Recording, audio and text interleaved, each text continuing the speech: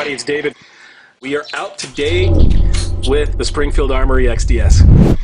As you can see from the box itself, it's a very nice plastic case, dustproof, waterproof. Has a nice logo on the front. When you open it up, you have this lovely foam inside. Now the first thing you want to do is a safety check. Obviously we've got a chamber flag indicating that the chamber is clear, no magazine in the gun, everything is empty. Visually inspected. There you go. The Springfield XD-S, this guy is a Mod 2 in 9mm. It is a slim single stack. It comes with a 7-round magazine and a 9-round magazine. There's an 8-round magazine that is also available if you want something that's in the middle, just a little bit more for concealed carry. Nice beveled magazine port on this guy. For a single stack magazine, aiming it down in this narrow trench is a little bit more complicated than it is with double stack. So you want those slight bevels on the edge. Everything about this gun is built for concealed carry. It's ready to go out of the box. The trigger safety has a lever which must be depressed in order for the trigger shoe to travel backwards. There's grip here at the back. No grip on the front, but it is square and there's plenty of real estate to hold on to. The top part of the frame is smooth all the way down, which helps when you're catching light, looking for those sights. The front side on the Mod 2 is tritium. It's bright yellow. The rear sight is a flat black panel. It's very, very easy to see and access.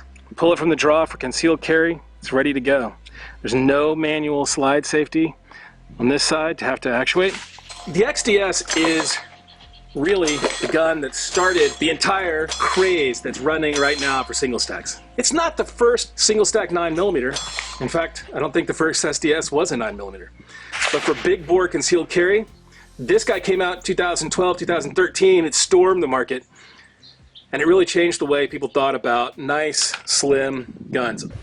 In order to make this gun right now, the XD-S, which is a totally versatile concealed carry package, even more versatile, we're going to be adding on an E-Series laser from VIRIDIAN.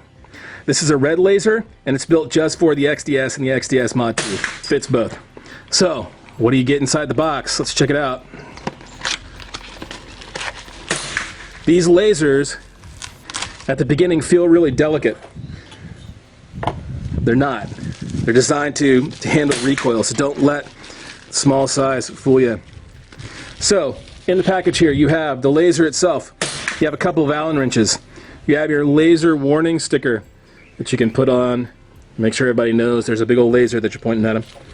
And you have a battery. This comes apart with these two screws right here. If you take a look down underneath, there are two ports. They're very, very small. One is right there and one is on the front. And that's where you stick this tiny Allen wrench in order to adjust the point of impact from the laser to where you're aiming. So let's undo these here and see if we can't take this apart.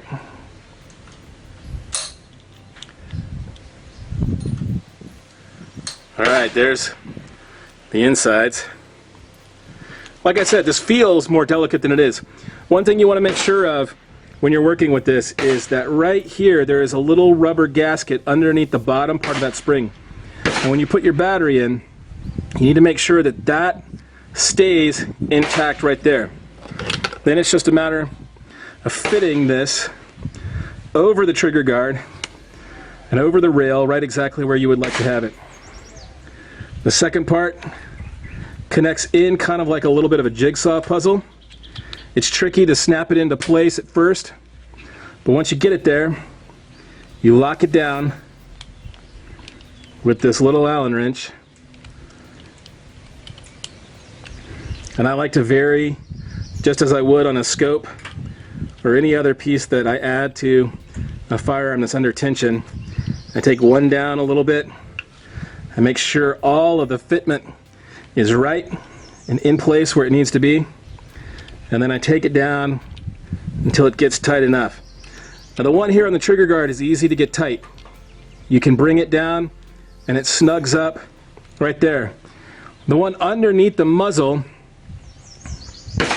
may get a little tiny bit of a gap in there, and you need to take that out to make sure everything is fitting as tightly as it can. Don't muzzle yourself. but let's pull it in, and you'll know when it's seated because your Allen wrench will kind of skip, bink, just a little bit in the top of that screw. Don't strip it. Don't take it down too much farther than that. If I look at it now, it looks like the laser itself is pointing way above the point of impact. So all you have to do is figure out which one of these controls the up or down. And this is best done with something like a ransom rest, where you can hold it completely stable and make your adjustments. But in this context, I'm doing it just by eyeballing it. And as I go,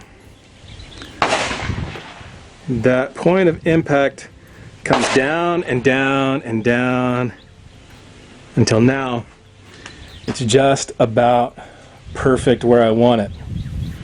So I line that up and get that exactly right, and I'm good to go. The benefit of the laser is not pinpoint accuracy like you see in Hollywood sniper films. Instead, knowing on first glance exactly where that impact is going to hit.